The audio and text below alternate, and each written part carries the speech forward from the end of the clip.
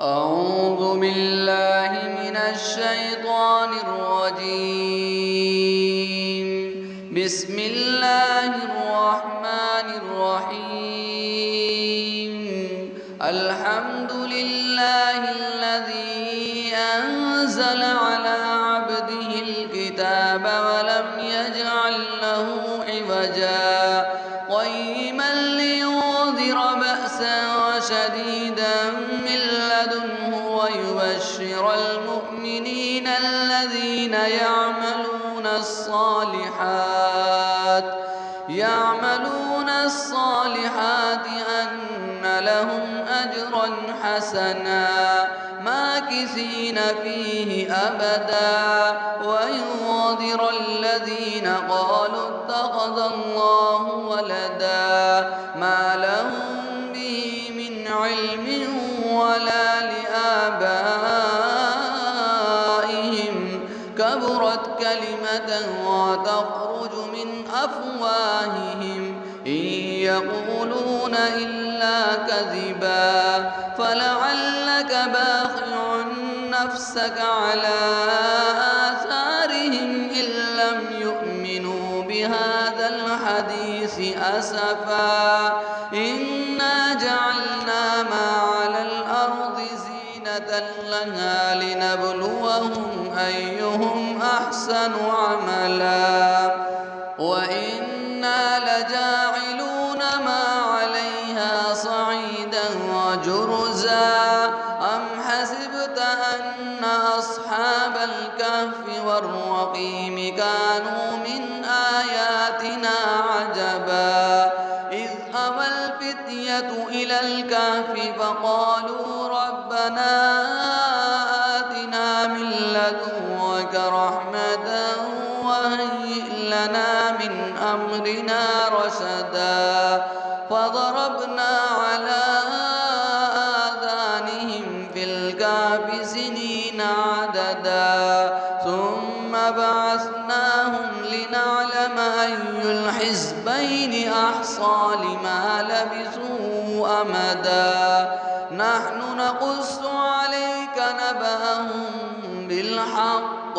إنهم فتية آمنوا بربهم وزدناهم هدى وربطنا على قلوبهم إذ قاموا فقالوا ربنا رب السماوات والأرض لن ندعو من دونه إلها لقد قلنا إذا شططا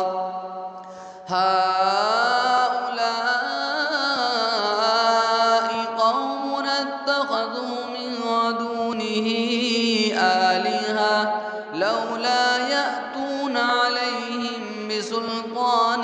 بين فمن أظلم ممن افترى على الله كذبا وإذ اعتزلتموهم وما يعبدون إلا الله فأووا إلى الكهف ينشر لكم ربكم من رحمته ويهيئ لكم من أمركم مرفقا وترى الشمس إذا طلعت تزاور عن كهفهم ذات اليمين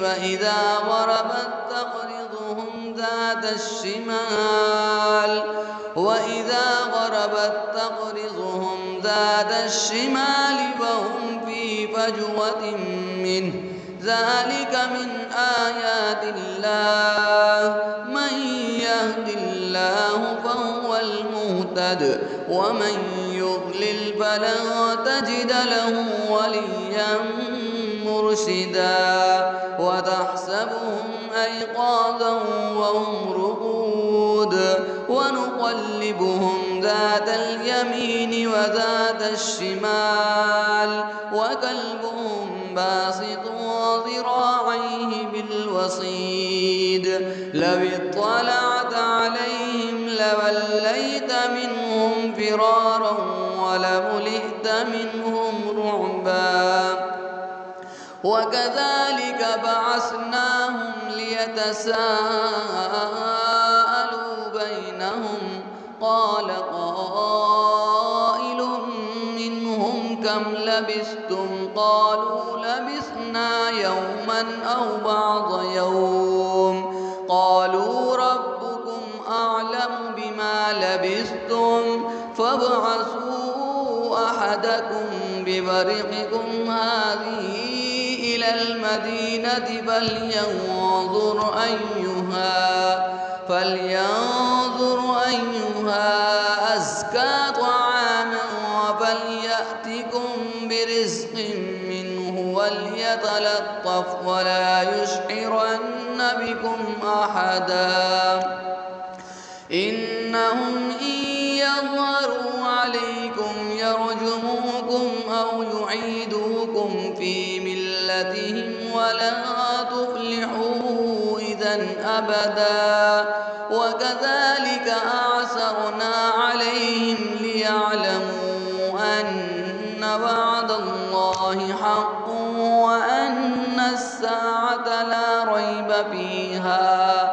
إذ يتنازعون بينهم أمرهم فقالوا ابنوا عليهم بنيانا ربهم أعلم بهم قال الذين غلبوا على أمرهم لنتخذن عليهم مسجدا سيقولون ثلاثة رابعهم كلبهم ويقولون خمسة وسادسهم كلبهم رجما بالغيب ويقولون سبعة وثامنهم كلبهم قل ربي أعلم بعدتهم ما يعلمهم إلا قليل فلا تمار فيهم إلا مراء ظاهرا ولا تستفت فيهم منهم أحدا ولا تقولن لشيء إني فاعل ذلك غدا إلا أن يشاء الله واذكر ربك إذا نسيت وقل عسى أن يهديني ربي لأقرب من هذا رشدا ولبثوا في كهفهم 300 سنين وازدادوا 9 قل الله أعلم بما لبثوا له غيب السماوات والأرض أبصر به وأسمع ما لهم من دونه من ولي ولا يشرك في حكمه أحدا واتل ما أوحي إليك من كتاب ربك لا مبدل لكلماته ولن تجد من دونه ملتحدا واصبر نفسك مع الذين يدعون ربهم بالغداة والعشي يريدون وجهه ولا تعد عيناك عنهم تريد زينة الحياة الدنيا ولا تطع من أغفلنا قلبه عن ذكرنا واتبع هواه وكان أمره فرطا وقل الحق من ربكم فمن شاء فليؤمن ومن شاء فليكفر إنا أعتدنا للظالمين نارا أحاط بهم سرادقها وإن يستغيثوا يغاثوا بماء كالمهل يشوي الوجوه بئس الشراب وساءت مرتفقا إن الذين آمنوا وعملوا الصالحات إنا لا نضيع أجر من أحسن عملا أولئك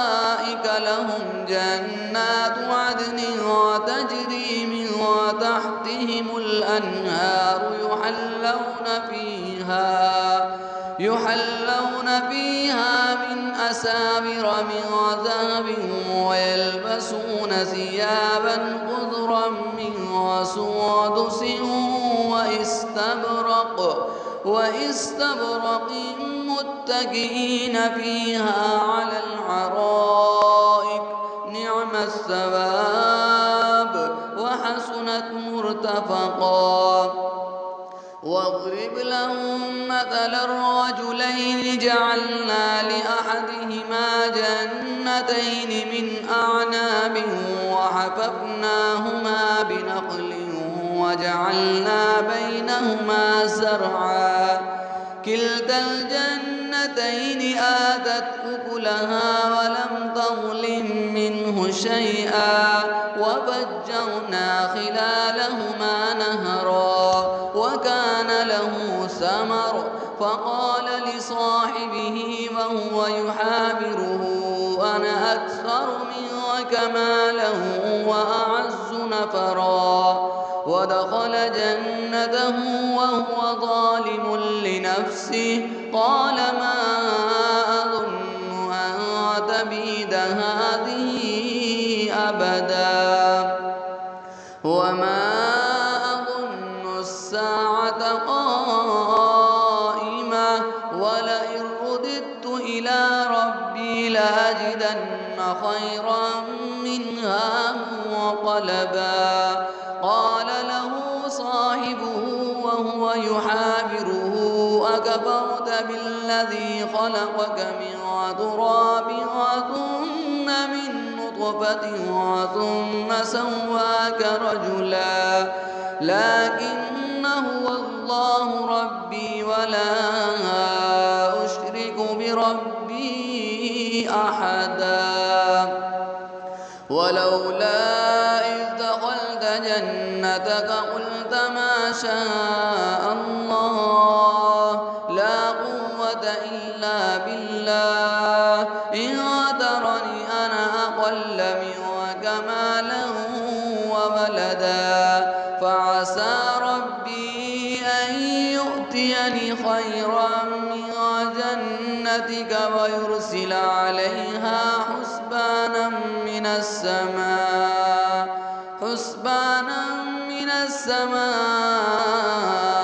فتصبح صعيدا زلقا أو يصبح ماؤها غورا فلا تستطيع له طلبا. وأحيط بثمره فأصبح يقلب كفيه على ما أنفق فيها وهي خاوية على عروشها ويقول يا ليتني لم أشرك بربي أحدا. ولم تكن له بيد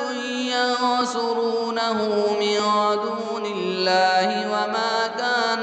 منتصرا. هنالك الولاية لله الحق هو خير ثوابا وخير عقبا. واضرب لهم مثل الحياة الدنيا كماء أنزلناه من السماء فاختلط به نبات الأرض فأصبح هشيما تذروه الرياح وكان الله على كل شيء مقتدرا. المال والبنون زينة الحياة الدنيا والباقيات الصالحات خير عند ربك ثوابا وخير أملا. ويوم نسير الجبال وترى الأرض بارزة وحشرناهم فلم نغادر منهم أحدا وعرضوا على ربك صفا لقد جئتمونا كما خلقناكم أول مرة بل زعمتم أن لن يجعل لكم موعدا. ووضع الكتاب فترى المجرمين مشفقين مما فيه ويقولون يا ويلتنا ما لهذا الكتاب لا يغادر صغيرة ولا كبيرة إلا أحصاها ووجدوا ما عملوا حاضرا ولا يظلم ربك أحدا. وإذ قلنا للملائكة اسجدوا لآدم فسجدوا إلا إبليس كان من الجن ففسق عن أمر ربه أفتتخذونه وذريته أولياء من دوني وهم لكم عدو بئس للظالمين بدلا. ما أشهدتهم خلق السماوات والأرض ولا خلق أنفسهم وما كنت متخذ المضلين عضدا. ويوم يقول نادوا شركائي الذين زعمتم فدعوهم فلم يستجيبوا لهم وجعلنا بينهم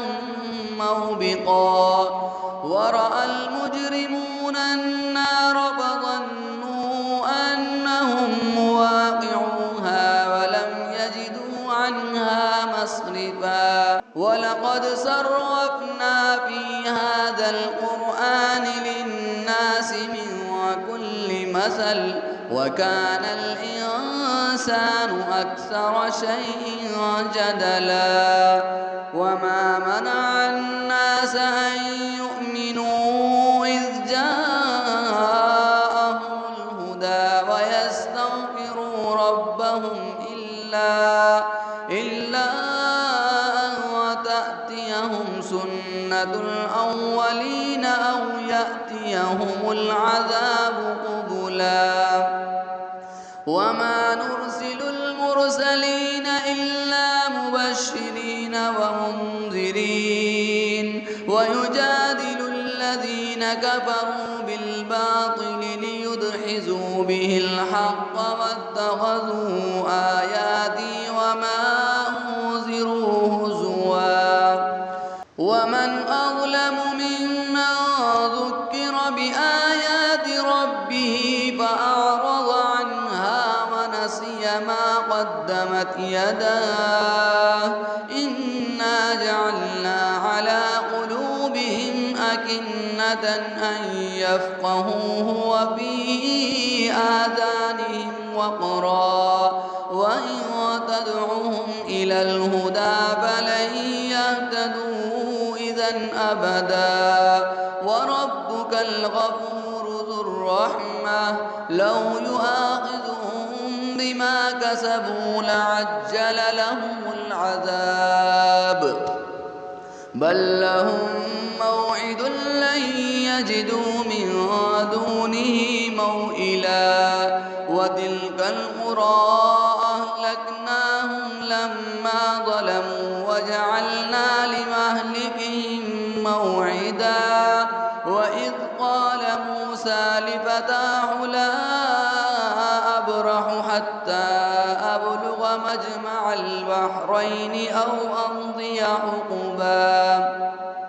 فلما بلغا مجمع بينهما نسيا حوتهما فاتخذ سبيله في البحر سربا. فلما جاوزا قال لفتاه آتنا غداءنا لقد لقينا من سفرنا هذا نصبا. قال أرأيت إذ أوينا إلى الصخرة فإني نسيت الحوت وما أنسانيه إلا الشيطان أن أذكره واتخذ سبيله في البحر عجبا. قال ذلك ما كنا نبغي فارتدا على آثارهما قصصا فوجدا عبدا من عبادنا آتيناه رحمة من عندنا وعلمناه من لدنا علما قال له موسى هل أتبعك على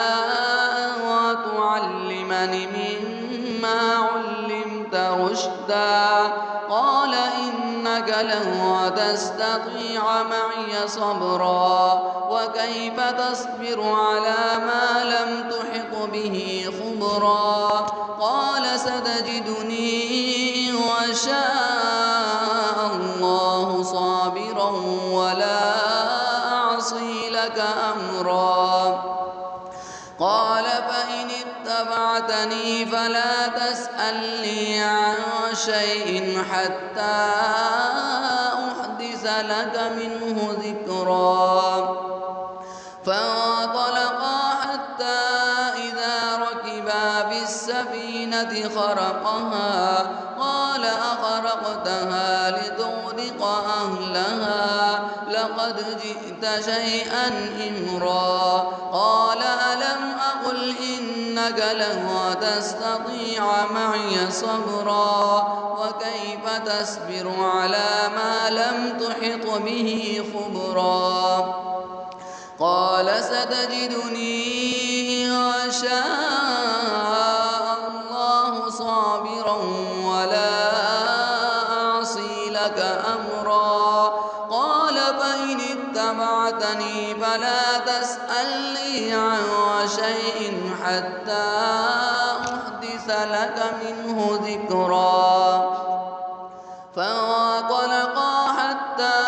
إذا ركبا بالسفينة خرقها قال أخرقتها لتغرق أهلها لقد جئت شيئا إمرا قال ألم أقل إنك لن تستطيع معي صبرا قال لا تؤاخذني بما نسيت ولا ترهقني من أمري عسرا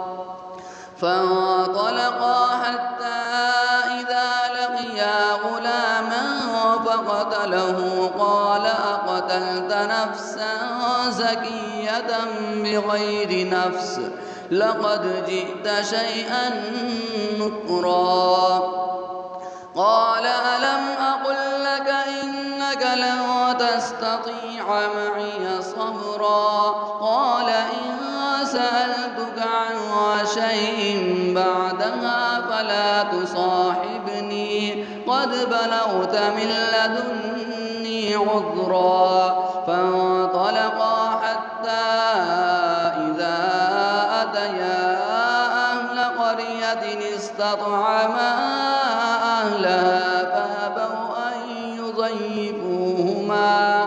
فأبوا أن يضيفوهما فوجدا فيها جدارا يريد أن ينقض فأقامه قال لو شئت لاتخذت عليه أجرا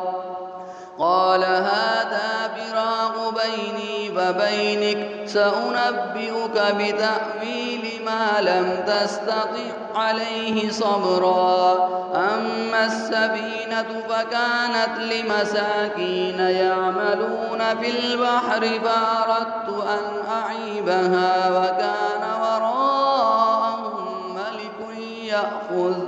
وكان وراءهم ملك يأخذ كل سفينة غصبا وأما الغلام فكان أبواه مؤمنين فخشينا أن يرهقهما طغيانا وكفرا فأردنا أن يبدلهما ربهما خيرا منه زكاة وأقرب رحما. وأما الجدار فكان لغلامين يتيمين في المدينة وكان تحته كنز لهما وكان أبوهما صالحا فأراد ربك أن يبلغا أشدهما ويستخرجا كنزهما رحمة من ربك وما فعلته عن أمري ذلك تأويل ما لم تستطع عليه صبرا. ويسألونك عن ذي القرنين قل سأتلو عليكم منه ذكرا. إنا مكنا له في الأرض فآتيناه من كل شيء سببا فأتبع سببا حتى إذا بلغ مغرب الشمس وجدها تغرب في عين حمئة ووجد عندها قوما قلنا يا ذا القرنين إما أن تعذب وإما أن تتخذ بهم حسنا. قال أما من ظلم فسوف نعذبه ثم يرد إلى ربه فيعذبه عذابا نكرا. وأما من آمن وعمل صالحا فله جزاء الحسنى وسنقول له من أمرنا يسرا. ثم أتبع سببا حتى إذا بلغ مطلع الشمس وجدها تطلع على قوم لم نجعل لهم من دونها سترا. كذلك وقد أحطنا بما لديه خبرا. ثم أتبع سببا حتى إذا بلغ بين السدين وجد من دونهما قوما لا يكادون يفقهون قولا. قالوا يا ذا القرنين إن يأجوج ومأجوج مفسدون في الأرض فهل نجعل لك خرجا على أن تجعل بيننا وبينهم سدا. قال ما مكني فيه ربي خير فأعينوني بقوة أجعل بينكم وبينهم ردما. آتوني زبر الحديد حتى إذا ساما بين الصدفين قال انفخوا حتى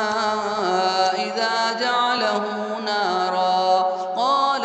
آتوني أفرغ عليه قطرا. فما استطاعوا أن يظهروه وما استطاعوا له نقبا. قال هذا رحمة من ربي فإذا جاء وعد ربي جعله دكا وكان وعد ربي حقا. وتركنا بعضهم يومئذ يموج في بعض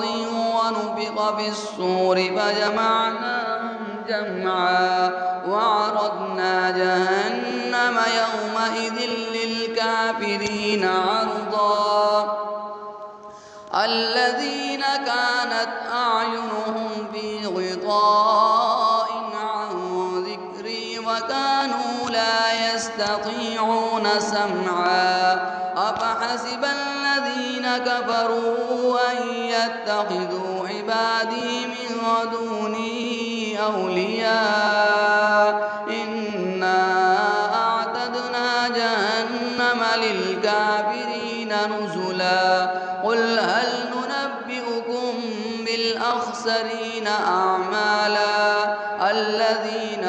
ضل سعيهم في الحياة الدنيا وهم يحسبون أنهم يحسنون صنعا أولئك الذين كفروا بآيات ربهم ولقائه فحبطت أعمالهم فلا نقيم لهم يوم القيامة وزنا ذلك جزاؤهم جهنم بما كفروا واتخذوا آياتي ورسلي هزوا إن الذين آمنوا وعملوا الصالحات كانت لهم جنات الفردوس نزلا خالدين فيها لا يبغون عنها حولا قل لو كان البحر مدادا لكلمات ربي لنفد البحر قبل أن تنفد كلمات ربي ولو جئنا بمثله مددا قل إنما